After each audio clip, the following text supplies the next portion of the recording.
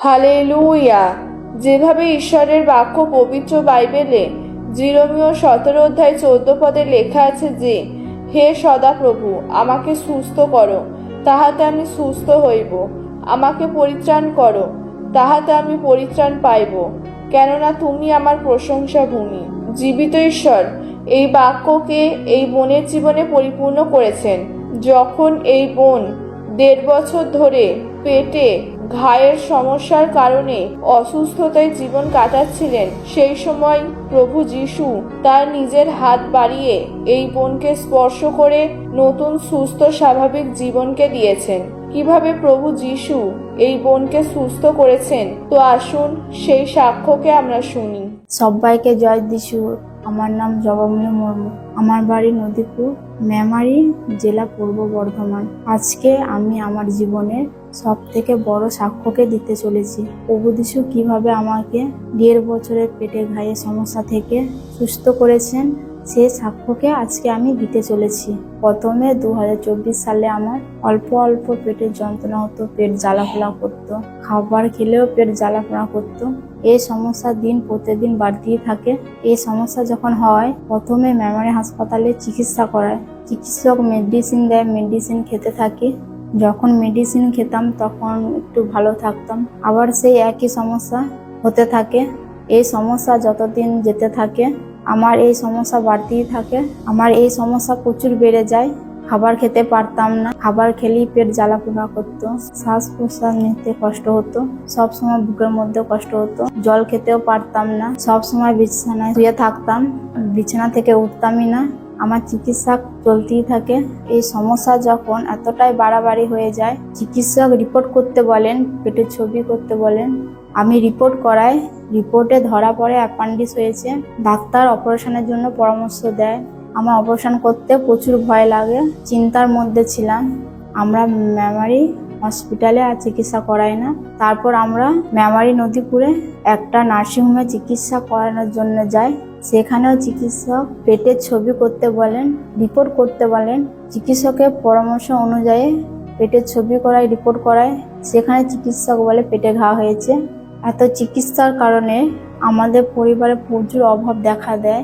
আমি একাই কাজ করি, একাই ইনকাম করি, একাই ইনকাম করে আমি সংসার চালাই। আমার ছোট ছোট 2 মেয়ে আছে।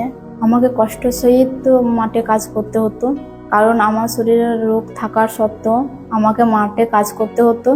রোগের চিকিৎসা করাতে, সংসার চালাতে আমার অবস্থা প্রচুর খারাপ হয়ে যাচ্ছিল। আমাদের পরিবারে অভাব দেখা দেয়। আমার মাদের কাছ থেকে নিয়ে চালাতাম, এই লোকের কাছে ধার করতাম, এই মনির বাড়িতে ধার করতাম। এভাবে অভাবের মধ্যে দিয়ে, কষ্টের মধ্যে দিয়ে আমাদের দিন যেত। আমি ভাবতাম যে এই যে আমার কাছে টাকা পয়সা নেই, আমি কিভাবে ভালো হব, আমার মাদের কাছেও কত নেব, হ্যাঁ ওদের কাছেও কথা শুনতে হবে, ওরাও বলে যে হ্যাঁ এরকম করে কতদিন যাবে। আমি নিজে ভাবতাম যে কোনোদিন মনে হয় ভালো হব না, এই অপারেশন করতে হবে, এগুলো ভাবতাম। আমি খুবই ভেতর থেকে হতাশ হয়ে যাই, আমি খুবই নিরাশ হয়ে যাই। এইভাবে আমার দিন যেতে থাকে। বহুত চিকিৎসা করিয়েছি, সুস্থতা পাইনি। তারপর হঠাৎ একদিন আমি আমার মায়ের মাধ্যমে প্রভু যিশুর সুসমাচার পাই, বড়ধামাস মণ্ডলীর প্রার্থনার কথা জানতে পারি। আমার মা আমাকে বলেন যে বড়ধামাস মণ্ডলীতে এলে তুইও সুস্থতা পাবি, এখানে এসে দেখবি যে কত লোক সুস্থতা পাচ্ছে, তুইও যদি বিশ্বাস সহকারে আসিস তো ঈশ্বর তোকেও সুস্থ করবেন। আমি যখন প্রভু যিশুর সুসমাচার পেয়ে বড়ধামাস মণ্ডলী প্রার্থনার কথা জানতে পেরে আমি যখন প্রথমবার বড়ধামাস মণ্ডলীতে প্রার্থনায় আসি, সে সময় আমার খুবই ভালো লাগে। সে সময় আমি দেখলাম যে সত্যিই তো লোকরা বড়ধামাস মণ্ডলীতে প্রার্থনায় এসেছে, ঈশ্বর তাদের সুস্থ করেছেন। তারা যখন দাঁড়িয়ে সাক্ষ্য দিচ্ছে, সে সাক্ষ্য দেখে আমার খুবই ভালো লাগে। আমারও বিশ্বাস হয় যে হ্যাঁ ঈশ্বর আমাকেও সুস্থ করবেন। আমি সাক্ষ্য দেখে বিশ্বাসে বাড়ি। আমি ঈশ্বরের দাস দ্বারা বাক্য শুনে সেই সময় একটা আলাদা শান্তি অনুভব করি। এইভাবে বড়ধামাস মণ্ডলীতে আমি প্রার্থনায় জুড়ে যাই, নিয়মিত প্রার্থনায় আসতে থাকি, ঈশ্বরের দাস দ্বারা বাক্য শুনে সেই বাক্য পালন করতে থাকি, কন্ট্যাক্ট নাম্বারে ফোন করে প্রার্থনা নিতে থাকি। তারপর 23/2/2025 তারিখে ঈশ্বরের দাস ঘোষণা করেন যে অ্যাপেন্ডিক্স রোগের আত্মা লোকদের বডি ছেড়ে চলে যাক। हर तरह के रोगेर आत्मा, पैलेस, अपेंडिक, स्टोनेर आत्मा लोकদের বডি ছেড়ে চলে যাক। ক্যান্সারের আত্মা প্রভু যিশুর নামে লোকদের বডি ছেড়ে চলে যাক। पैलेसের আত্মা লোকদের বডি ছেড়ে চলে যাক প্রভু যিশুর নামে। শ্বাসকষ্টের আত্মা প্রভু যিশুর নামে লোকদের বডি ছেড়ে চলে যাক। টিউমার, অ্যাপেন্ডিক, স্টোন প্রভু যিশুর নামে গায়েব হোক। লোকরা ভমিটিং সহকারে ফ্রি হোক আজকে। টিউমার বেরিয়ে আসুক প্রভু যিশু জীবিত নামে। টিউমার বেরিয়ে আসুক প্রভু যিশু জীবিত নামে। টিউমার বেরিয়ে আসুক প্রভু যিশু জীবিত নামে। লোকরা ভমিটিং সহকারে ফ্রি হোক। লোকরা ঘাম দ্বারা ফ্রি হোক আজকে। লোকদের বডিতে কারেন্ট লাগুক প্রভু যিশুর নামে। আমি বিশ্বাস সহকারে গ্রহণ করি। সেই সময় আমি মাটিতে পড়ে যাই, সেই সময় আমি যখন আবার ফিরসে উঠি, সেই সময় আমার গাটা প্রচণ্ড গরম হয়ে যায়। কিছুক্ষণ পর আমার গাটা ঠান্ডা হয়ে যায়। সেই সময় আমার খুবই ভালো লাগছিল। তারপর আমি বাড়ি যাই। কিছুদিন পর আমি রিপোর্ট করাই।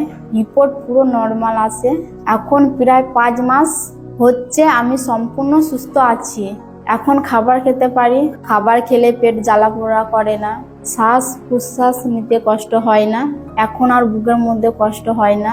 জল খেতে পারি, এখন আর শুয়ে থাকি না। এখন সমস্ত কাজ করতে পারি ভালোভাবে।